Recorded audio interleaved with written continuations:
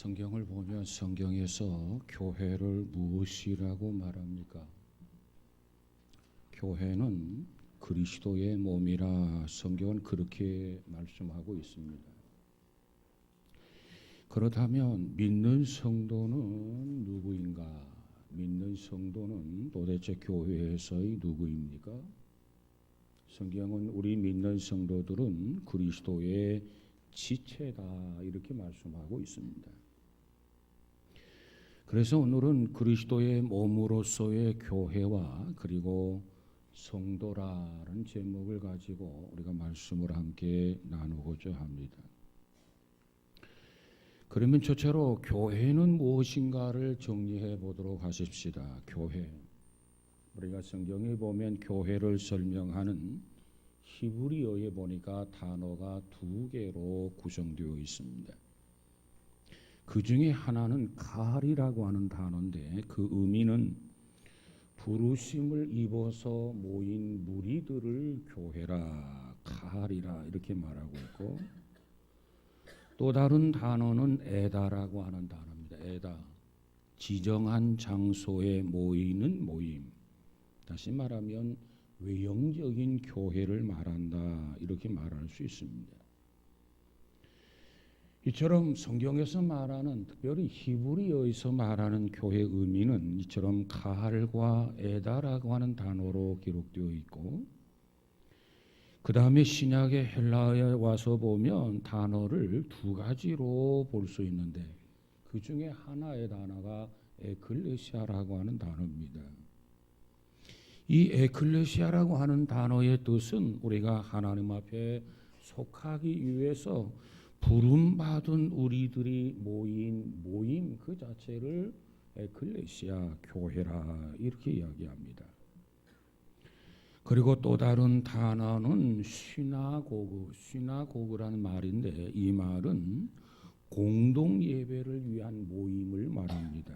그래서 이것을 주로 회당 교회를 칭하게 될 때 시나고그라 이렇게 기록하고 있습니다. 한마디로 말하면 하나님의 교회는 부름받은 성도들이 모여 있는 모임, 그 모임 자체가 교회라고 하는 뜻입니다. 그렇다고 한다면 이 교회는 누가 세웠습니까? 이 교회의 주인은 누구입니까? 그걸 한번 살펴본다면 구약에 보면 교회를 상징하는 여러 가지 모임이 있었습니다. 창세기에 가서 보니까 아담과 하와가 살던 에덴 동산이 있었는데 에덴 동산이 곧 교회입니다.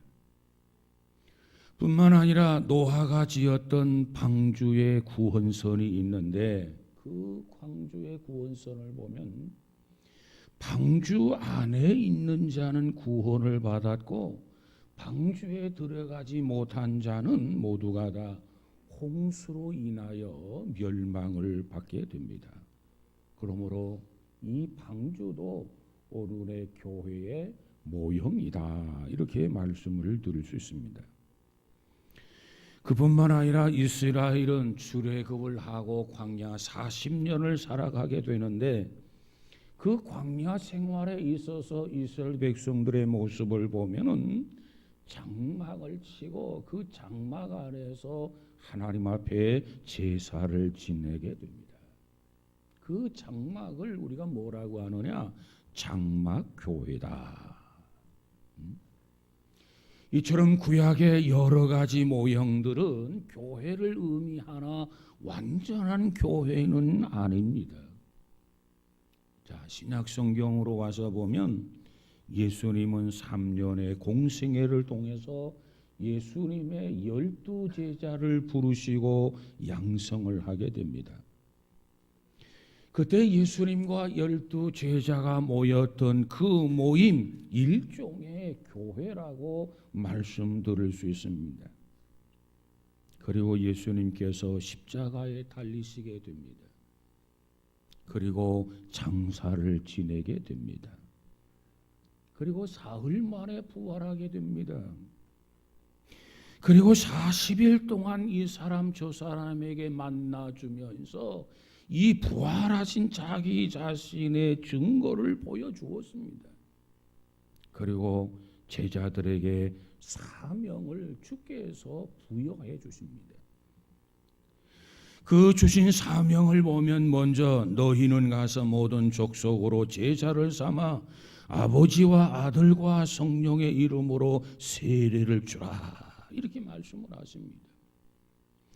뿐만 아니라 예루살렘을 떠나지 말고 내게 들은 바 아버지의 약속하신 것을 기다려라. 뿐만 아니라 요한은 물로 세례를 베풀었으나 너희는 몇 날이 못 되어 성령으로 세례를 받으리라.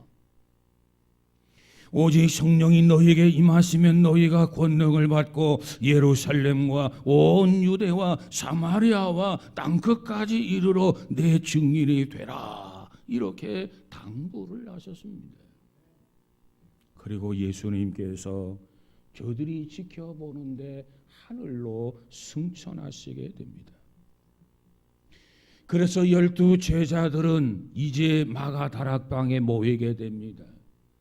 그래서 120명이 마가다락방에 모여서 주님께서 말씀하신 그대로 전혀 기도에 힘쓰게 됩니다. 그랬더니 오순절 날에 불의 성령을 체험하게 되고 신령한 은사를 경험하게 됩니다. 이처럼 성령의 세례를 받고 신령한 은사를 경험했던 저들에게 주님께서는 각각 저들에게 사명을 주신 사명을 감당하게 됩니다. 무엇보다도 저들은 모든 족속으로 제자를 삼는 사명을 감당하게 됩니다. 무엇보다도 전도의 사명을 감당합니다. 그리고 선교의 사명을 감당하게 됩니다. 이처럼 주님의 승천을 목격했던 12 제자들, 120문도에 의해서 세워진 것이 비로소 예루살렘 교회, 초대교회가 창립이 된 것입니다. 예루살렘의 교회는 주께서 세우신 최초의 교회입니다. 그렇습니다. 교회는 누가 세웠습니까? 예수님이 세우셨습니다. 이렇게 교회의 역사와 교회의 창립을 정리해 보면 오늘날의 교회는 마치 구원선이다. 오늘날의 교회는 마치 구원의 길이다. 교회 밖에는 결코 구원이 없습니다. 여러분, 그 교회는 바로 예수님께서 창조하신 거예요. 그 다음 교회는 일꾼을 세우게 됩니다. 그 일꾼을 통해서 주님 주신 사명이 무엇인가를 알고 그 사명을 감당하게 하신 것이 오늘의 교회다. 그 다음에 보면 오늘 본문의 사도 바울은 오늘의 교회를 그리스도의 몸으로 비유를 하면서 설명하고 있습니다. 오늘 본문 11절 12절에 보니까 그가 어떤 이에게는 사도로, 어떤 이에게는 선지자로, 어떤 이에게는 복음 전하는 자로, 어떤 이에게는 목사와 교사로 주셨으니 이는 성도를 온전케 하며 봉사의 일을 하게 하며 그리스도의 몸을 세우려 하심이라 그랬습니다. 자, 이처럼 세우신 교회는 그리스도의 몸이라고 말씀하셨습니다. 그런데 그 교회는 곧 일꾼을 세워서 일을 맡기신다는 겁니다. 어떤 일꾼들을 세우느냐? 오늘 본문에 보니까 그가 어떤 이에게는 사도로 먼저 세웠어요. 사도. 여러분, 이 사도란 누구를 말합니까? 부활하신 주님을 직접 목격했던 사람들, 그래서 내가 그리스도가 부활하신 것을 목격했다, 이를 증거하는 사람들을 사도라, 이렇게 이야기합니다. 뿐만 아니라 넓은 의미로 말하면 바울도 들어있고 바나바도 속하게 되고 야고보와 주의 형제들 실로하노까지 사도라고 하는 칭함을 받게 됩니다. 뿐만 아니라 또 어떤 이에게는 선지자로 그랬어요. 이 선지자는 누구를 말하느냐? 구약의 선지자와 같은 위치에서 복음을 증거하는 사람을 말합니다. 구약 시대에 보면 종교 생활에 있어서 주도적인 지위를 가지고 행사했던 것이 바로 선지자들입니다. 뿐만 아니라 그 다음 또 어떤 이에게는 복음을 전하는 자로 그랬어요. 복음을 전한다. 순회 전도하는 직책을 말합니다. 한 곳에 적을 두고 한 곳에 매여 있는 것이 아니라 그저 자유스럽게 동서남북을 다니면서 그저 그리스도의 복음을 증거하는 사람, 그와 같은 사람을 복음을 전하는 자다, 이렇게 말합니다. 뿐만 아니라 목사와 교사로 세웠다 그랬어요. 목사는 누굽니까? 교회의 감독을 말합니다. 감독, 다스리면서 교인들을 영의 양식으로 먹이는 직책을 목사라, 이렇게 이야기합니다. 그 다음에 교사다. 여기서 말하는 교사는 무슨 교사냐? 성경을 바르게 해석하는 겁니다. 해석. 그리고 성경을 바르게 교리적으로 가르치는 것을 말합니다. 일종의 지금의 신학대학 교수들을 말한다, 이렇게 말씀드릴 수 있습니다. 그래서 어떤 이에게는 목사와 교사로 세웠다. 이 두 직분을 서로 겸무하도록 하셨다는 겁니다. 이와 같이 교회 안에는 여러 일꾼들이 세워졌습니다. 자, 그러면 이와 같이 교회를 세우고 일꾼들, 직분자들을 세우는데 이 일꾼, 직분자들을 세우는 목적이 뭐냐? 세 가지 목적 때문에 세우는 겁니다. 첫 번째로 성도를 온전케 하는 일이다. 오늘 본문 12절에 가서 보니까 이는 성도를 온전케 하며 그랬어요. 온전케 한다. 무슨 얘기입니까? 참된 그리스도인으로서 양육한다는 겁니다. 성도다운 성도로서 자라도록 도와주고 지도한다라고 하는 의미예요. 여러분, 인간은 너무나도 연약합니다. 나약합니다. 온전한 사람이 없습니다. 자, 그렇기 때문에 우리는 무엇보다도 온전을 향해서 열심히 배워야 되고 열심히 지도를 받아야 되고 열심히 도움을 받아야 된단 말이에요. 서로가 서로를 위해서 도와주고 협력해야 합니다. 그래서 직분을 주시고 그래서 일꾼을 세운다. 그 다음에 두 번째, 봉사의 일을 한다는 겁니다. 봉사. 여러분, 봉사라는 게 뭡니까? 왜 교회 안에 일꾼을 세우느냐? 왜 교회 안에 직분을 주느냐? 이는 봉사의 일을 하게 하려 합니다. 그랬어요. 봉사가 뭐예요? 봉사라고 하는 것은 남에게 주는 겁니다. 이게 봉사예요. 남을 섬기는 것, 이것이 봉사예요. 내가 다른 사람에게 무엇을 줄 수 있는가? 내가 줄 수 있는 것이 무엇인가를 돌아보면서 다른 사람에게 주고 다른 사람을 섬기는 것, 이것이 봉사란 말이에요. 예를 들어 볼까요? 사도행전 3장에 가서 보면 나면서부터 안진뱅이 된 자가 있었습니다. 성전 미문에 앉아가지고 날마다 구걸을 하고 있어요. 왜? 이 사람은 나면서부터 안진뱅이이기 때문에 어떤 일을 할 수가 없단 말이에요. 땀 흘리고 수고하고 일을 해서 생계를 지속할 수가 없어. 그래서 성전 미문에 앉아가지고 날마다 한 푼 줍시오, 적선하세요, 이와 같이 구걸을 하고 있었습니다. 그런데 어느 날 베드로와 요한이 기도 시간이 되어서 성전에 올라가다가 이 안진뱅이를 만나게 됩니다.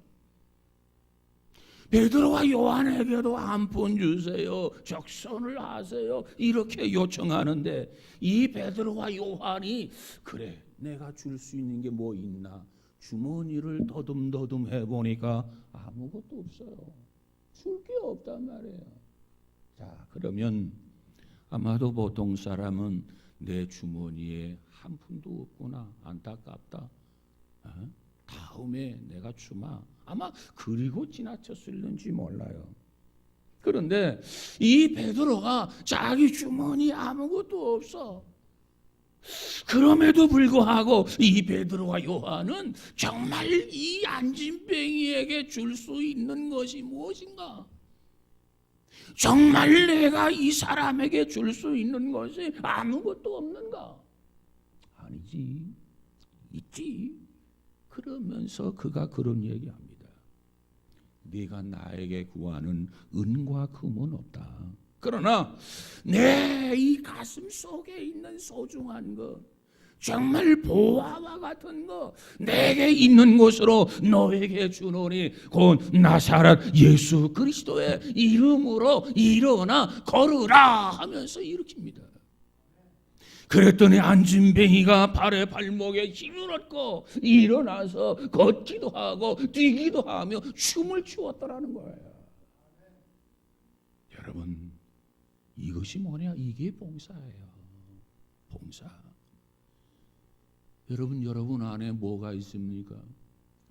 정말 보배로운 예수 그리스도가 여러분의 안에 있다고 한다면 여러분 안에 있는 그 예수를 전하는 것, 그것을 주는 것, 이게 봉사란 말이에요. 복음을 주는 것이 봉사입니다.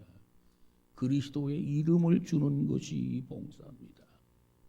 무엇보다도 소중한 최고, 최대, 최고의 가치가 있는 봉사예요. 여러분, 우리 기독교는 지난 역사 동안에 이 어두운 면을 많이 밝게 했습니다. 성 프란시스의 기도와 같이 범죄가 있는 곳에 용서를, 분쟁이 있는 곳에 화해를, 잘못이 있는 곳에 진리를, 절망이 있는 곳에 소망을, 어둠이 있는 곳에 햇빛을, 서러움이 쌓인 곳에 기쁨을 주었어요. 그래서 많은 고아원, 양로원, 모자원, 적십자 등 수많은 자선기관, 봉사의 기관을 세웠던 겁니다. 이것이 성숙한 교회의 모습이에요. 그러나 우리의 교회는 더더욱 성장해야 합니다. 우리의 교회는 더더욱 성숙해야 합니다. 우리 한국 교회도 더 많이 자라야 됩니다. 우리 안양중앙교회도 더 자라야 됩니다. 봉사하는 교회가 되어야 된단 말이에요. 정말 무엇인가를 줄 수 있어야 됩니다. 그 가운데서도 복음을 줄 수 있어야 돼요. 특별히 교회 안에서도 더 많은 우리는 봉사를 해야 돼요. 내가 할 수 있는 게 뭘까? 교회 밖에도 우리는 더 많은 봉사를 해야 합니다.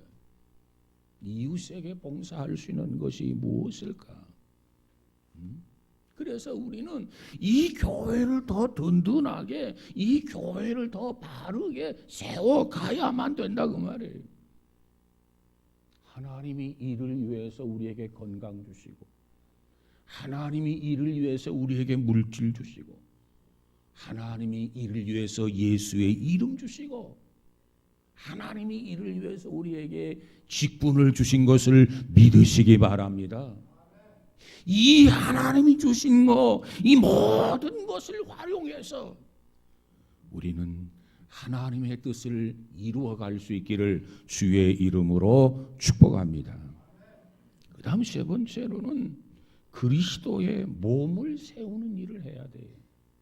그리스도의 몸. 그리스도의 몸이 뭡니까? 오늘의 교회입니다. 오늘 교회는 우리 모두가 다 예수 그리스도는 나의 구세주이십니다. 이 고백과 더불어서 모인 모임이 교회란 말이에요. 그래서 우리는 신앙 고백을 하게 됩니다. 오늘의 교회, 오늘의 본문은 그리스도의 몸이 뭐냐? 교회다. 교회가 뭐냐? 그리스도의 몸이다 그랬어요. 그러면 우리는 뭐냐는 거예요. 우리는 지체입니다. 지체.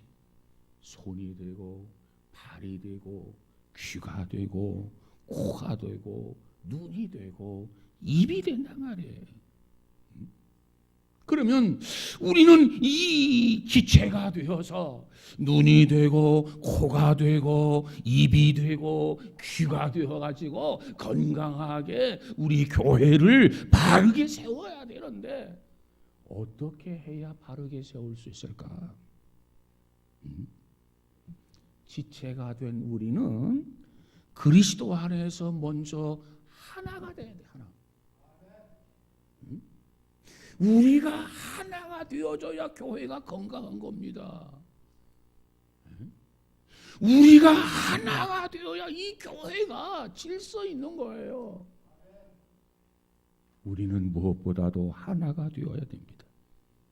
오늘 본문 13절에 가서 보니까 우리가 다 하나님의 아들을 믿는 것과 아는 일에 하나가 되어 온전한 사람을 그리스도의 장성한 분량에 충만한 데까지 이르리니 그랬어요.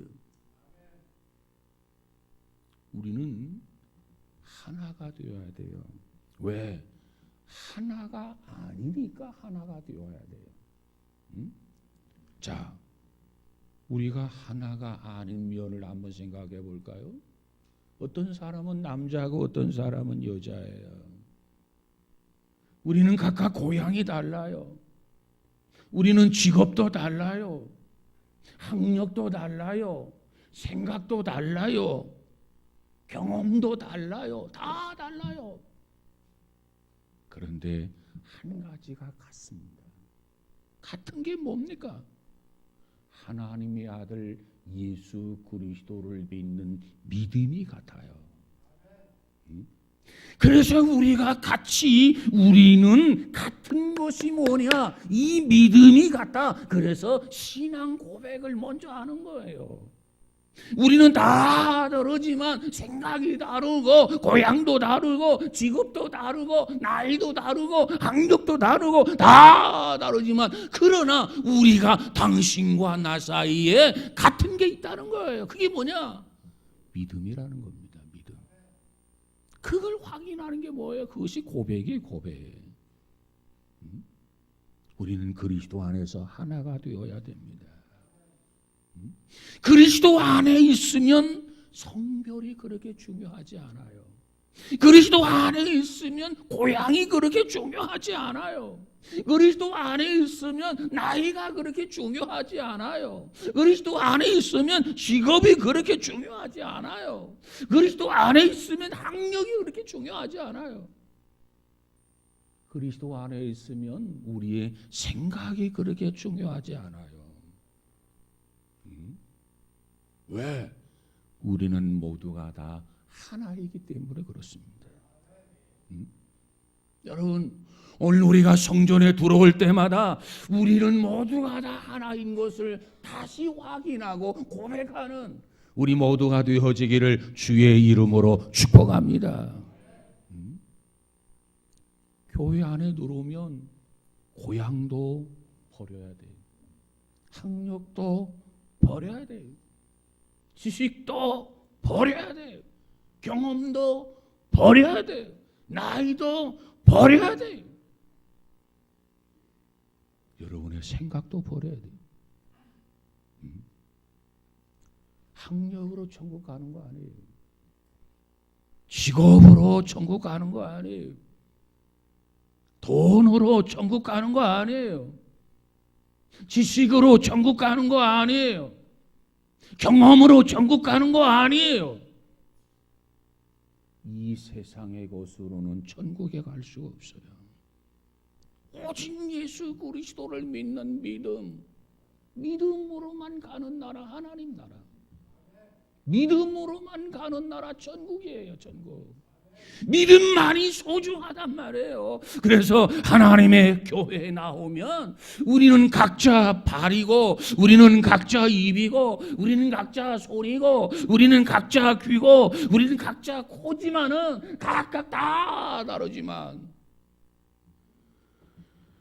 우리는 믿음으로 가는 나라 하나님 나라, 믿음만이 소중한 것을 인정하고 서로 존중하고 서로 귀하게 여길 수 있는 우리 모두가 되어지기를 주의 이름으로 축복합니다.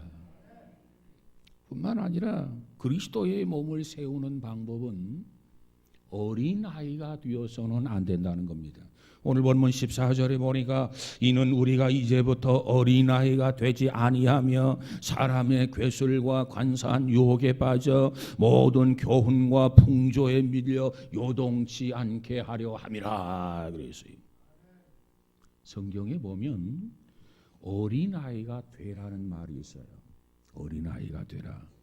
천국은 어린아이의 것이다. 어린아이와 같지 않으면 천국에 갈 수 없다. 이때 어린아이라고 하는 의미는 무슨 의미냐? 어린아이처럼 정직하고 어린아이처럼 순진한 마음을 가지라는 겁니다. 그럴 때 어린아이와 같아라 이렇게 말씀한 거예요. 그런데 오늘 본문에 보니까는 이제부터 어린아이가 되지 아니하며 그랬어요. 어린아이가 되어서는 안 된단 말이에요. 언제까지 어린아이 상태로 있겠느냐 그 말입니다. 신앙생활 한 지 1년이 지나고 5년이 지나고 10년이 지나면 거기에 걸맞게 신앙생활도 잘하고 신앙도 성숙해져야 된다는 거예요. 그런데 10년이 되고 20년이 되었는데도 맨날 어린아이 행동만 한단 말이에요. 답답할 노릇이죠. 그러면 그런 몸을 가지고 어떻게 교회를 세울 수 있겠습니까? 어떻게 그리스도의 몸을 세울 수 있습니까? 그건 불가능한 거예요. 왜? 그처럼 어린아이는 사람의 괴율에 빠지기가 쉬워요. 간사한 유혹에 빠지기 쉬워요. 세상의 교훈과 풍조에 밀려서 요동하기가 쉽다는 겁니다. 그렇기 때문에 그와 같은 사람으로서는 교회가 든든히 세워질 수 없다는 거예요. 여러분, 믿음을 가졌다고 하면서도 그 사람이 변화가 없다면 그 사람은 어린아이예요. 믿음이 있다고 하면서도 세상에 속한 사람은 그 사람은 어린아이예요. 믿음이 있다고 하면서도 봉사할 줄 모르는 사람은 그 사람은 어린아이예요. 자기가 가진 것을 줄 줄을 모른단 말이에요. 믿음이 있다고 하면서도 기도 모르는 사람 성숙한 사람입니까? 아니요, 어린 사람이에요. 믿음이 있다고 하면서도 전도하지 못하는 사람 그 사람이 성인입니까? 아니요, 어린아이예요. 믿음이 있다고 하면서도 헌신하지 못하는 사람 그 사람이 성인입니까? 아니요, 어린아이예요. 믿음이 있다고 하면서도 세상 자랑을 즐비하게 늘어놓는 사람 이 사람이 어린아이입니까? 그 사람은 유아적인 신앙을 가지고 있는 어린아이란 말이에요. 여러분, 그런 사람을 통해서 어떻게 교회가 든든히 세워지겠습니까? 여러분, 믿음은 자라나야 됩니다. 믿음은 성장해야 합니다. 믿음은 성숙해야 합니다. 얼마만큼 자라야 되느냐? 그리스도의 장성한 분량에까지 자라나야 된다. 여러분, 우리 모두가 다른 건 몰라도 믿음은 우리 모두가 날마다 때마다 자라기를 주의 이름으로 축복합니다. 어린아이가 아니라 성인이 되고 어른이 될 수 있기를 바랍니다. 세 번째 방법이 뭡니까? 그리스도의 몸을 세우는 세 번째 방법은 성숙한 신앙생활을 하는 거예요. 성숙한 신앙생활. 성숙의 목표는 뭐냐? 오늘 본문 15절에 보니까 그리스도예요. 다시 볼까요? 15절. 오직 성령 안에서 참된 것을 하며 범사에 그에게까지 자랄지어다. 그의 머리는 곧 그리스도라. 여러분, 사랑과 진리는 신앙생활에 있어서 기본적인 요소입니다. 주님이 나를 위하여 십자가에 달리셨구나. 나를 위해서 아낌없이 그 피를 쏟아주셨구나. 그것을 깨닫게 되면 참 사랑을 할 수 있어요. 여러분, 성숙한 신앙인은 어떤 사람이냐? 그리스도 중심으로 삶을 살아가는 사람이 성숙한 신앙인입니다. 여러분, 부흥하는 교회는 어떤 교회냐? 그리스도만 나타나는 교회가 부흥된단 말이에요. 여러분, 우리 모두는 그리스도 중심으로 살아가는 성도, 우리 모두는 그리스도만을 드러내는 교회, 우리 모두는 하늘의 소망을 가지고 살아가는 성도, 우리 모두가 되어지기를 주의 이름으로 축복합니다. 자, 그런데 이 말씀에 보니까 그리스도는 머리라. 머리라고 하는 의미는 뭐냐? 그리스도가 우리 신앙생활의 근본이라는 이야기입니다. 근본. 뇌에서 우리 몸을 다스려야 오른손을 들어라 지시하면 오른손이 들려집니다. 이게 건강한 거예요. 뇌에서 왼손을 들어라 그러면 왼손을 들어야. 왜? 머리는 우리 몸의 근본이기 때문에 그래요. 여러분, 이 근본이라고 하는 말 온몸을 다스린다 그 말입니다. 여러분, 그리스도가 여러분을 다스릴 수 있기를 주의 이름으로 축복합니다. 그리스도가 여러분을 지배하는 주인이 되기를 주의 이름으로 축복합니다. 예수님에게까지 자라야 된다. 이 말의 뜻이 뭡니까? 온전히 그 주님이 내 인생의 주인이 되셔서 나를 지배하고 나를 통솔하고 나를 인도하고 그 주인의 인도에 따라서 사는 것, 바로 주님만이 나의 주인이 되십니다. 이것이 바로 온전한 거예요. 사랑하는 여러분, 우리의 신앙이 이와 같이 온전해질 수 있기를 주의 이름으로 축복합니다. 그리스도는 우리에게 있어서 손님이 아니에요. 그리스도는 우리에게 있어서 주인이 되십니다. 주인. 세상 끝날까지 내가 너와 함께 함이라. 주님은 오늘 또 나와 더불어 동행하고 동거하고 동락하면서 우리를 인도해 주시는 주인이시란 말이야. 주인. 이와 같은 고백이 있어지기를 주의 이름으로 축복합니다. 영국의 빅토리아 여왕이 있어요. 이 여왕은 믿음이 참 좋았고 정치도 잘하는 여왕이었습니다. 그런데 종종 그는 궁궐을 빠져나가서 서민들과 대화를 즐겨 했다라고 하는 겁니다. 그런데 어느 날 궁궐을 빠져나가서 어느 한 과부 집을 방문하게 됩니다. 그리고 그 과부와 대화를 나누게 됩니다.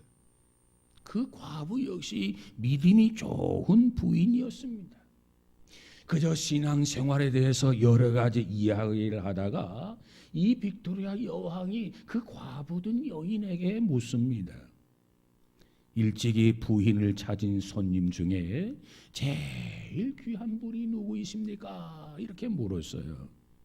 여왕은 그 부인이 믿음이 좋기 때문에 내 생에 있어서 제일 귀한 손님은 바로 주님이십니다. 이런 대화, 이런 대답이 나올 줄 알았단 말이에요. 그런데 그 부인의 대답이 무슨 대답이 나오냐면 그야말로 여왕님이십니다. 여왕님이 내 생에 있어서 최고의 우리 집의 손님이셨습니다. 이렇게 대답을 해요. 그 대답을 듣고 빅토리아 여왕이 실망을 했어요. 그래서 이렇게 다시 반문해서 물었어요. 혹시 예수님이 아주머니를 찾아주신 것이 아닐까요? 이렇게 이야기를 합니다. 그랬더니 그 부인이 대답하기를 이렇게 대답합니다. 예수님은 내 손님이 아닙니다. 정색을 하면서 예수님은 내 손님이 아닙니다. 예수님은 내 주인이 되십니다. 그 말을 듣고 여왕이 너무너무 좋아서 크게 기뻐했다는 이야기입니다. 그렇습니다. 사랑하는 여러분, 예수님은 여러분의 생에 있어서 누구이십니까? 손님이십니까? 그저 들랑달랑하는 손님이십니까? 아니면 주인이십니까? 오늘 저와 여러분은 이 말씀 앞에서 예수 그리스도는 우리 생에 있어서 손님이 아니라 정말 주인으로 계셔서 나를 지배하고 나를 다스리고 나를 통제하고 나를 인도해 주시는 주인으로 모시기를 주의 이름으로 축복합니다. 그래서 그 예수가 나의 주인이시고 그 예수가 우리 가정의 주인이 되시고 그 예수가 우리 교회의 주인이시고 그 예수가 이 나라의 주인이 되신다면 우리 하나님 얼마나 기뻐하시겠습니까? 여러분, 예수는 우리의 손님이 아닙니다. 우리의 주인이십니다. 주인의 생애로 주와 더불어 살아갈 수 있는 우리 모두가 다 되시기를 주의 이름으로 축복합니다. 이제부터 주인 되신 주님을 모시고 날마다 그분과 즐거운 교제 속에 찬양과 경배 속에 매일매일 승리할 수 있는 귀한 은혜, 귀한 축복이 우리 모두에게 있어지기를 주의 이름으로 축원합니다.